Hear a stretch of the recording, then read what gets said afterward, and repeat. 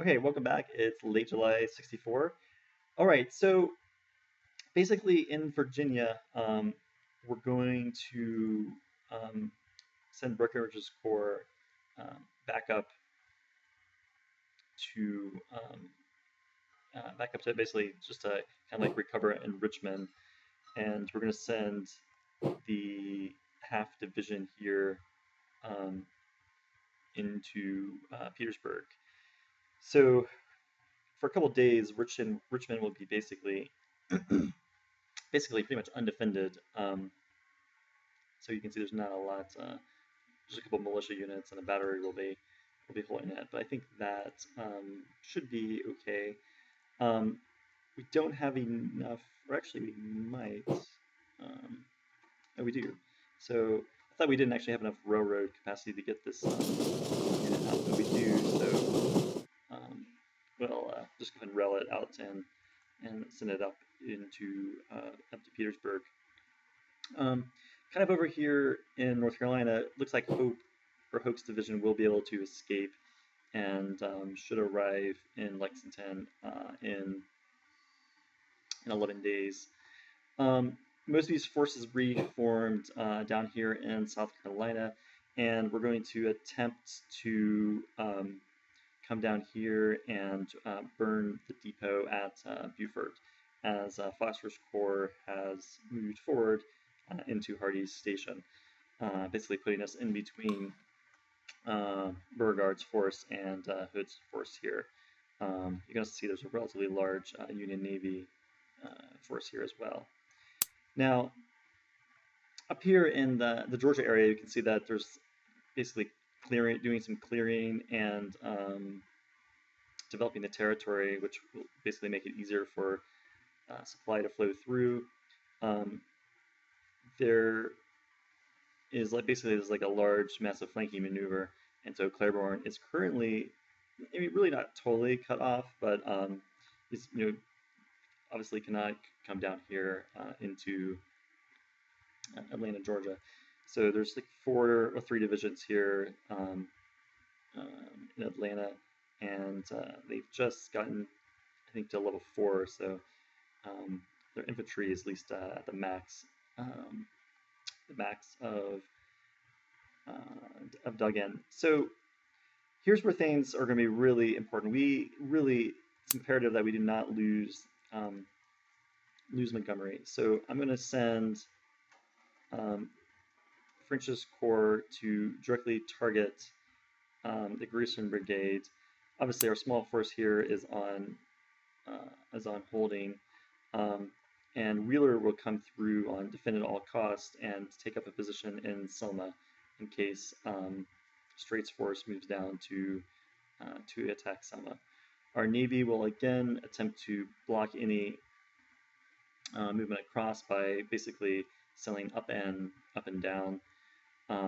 And we will also send 1 regiment with Armstrong to target Grierson's brigade up here in Montgomery as well. Meanwhile, Polk's force are pretty well dug in, and I think we got a few more turns to. Well, next turn we'll have at least another artillery battery ready. Out in Texas, we're going to send Waddy's forces basically around the naval blocking maneuver, and same thing with the pack train, and then Taylor and Smith's forces here will continue to hold this line, while Magruder's forces hold Galveston here. I'm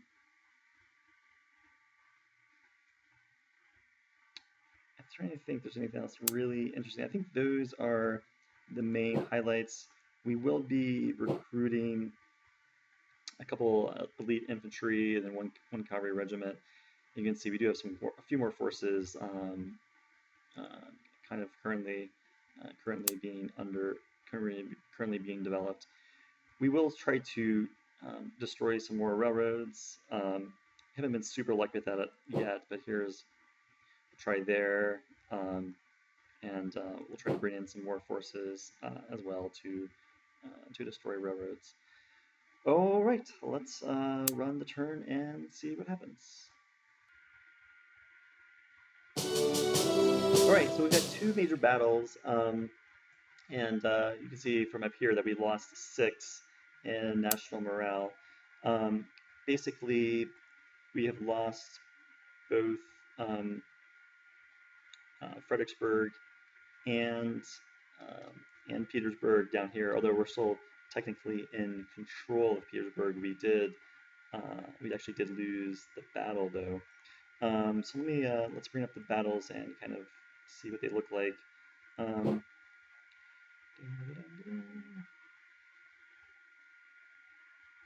Okay, so here's the one in Petersburg. Losses are somewhat similar. That we lost a lot more. We lost a lot more artillery. So it was a Confederate defeat, and however, Rules Corps is is at least currently still in control. However, you can see that all the divisions are pretty well spent, including the divisions that marched over to help. Now, here was Johnson's 2 divisions up here. It's just what's left of them after the battle with Fredericksburg, and you can see here is the Union force. So currently, this is a little interesting that the Union controls 71%. So in theory, we should be able to rail our forces out of here, since we still control enough to use the railroad. You can see these forces also marched to the sound of guns. First Longstreet's was not there and was too far away. So definitely big losses. The only sort of good news is that we still do have railroad control, and we can hopefully do a little bit of maneuvering to get around. We also don't have our brigades under development ready, so it's going to be another turn before they're ready, basically. Although we do have 2 Marine regiments here become ready this turn. So really no other way of saying it. This is not a great turn for us. Down here, this is also interesting, is that we have taken on some, well, I guess I didn't quite understand this, but it looks like these units are dug in enough to bombard. At least that appeared to be the case, because as you can see, we took a number of bombardments, and you can actually see kind of down here that most of our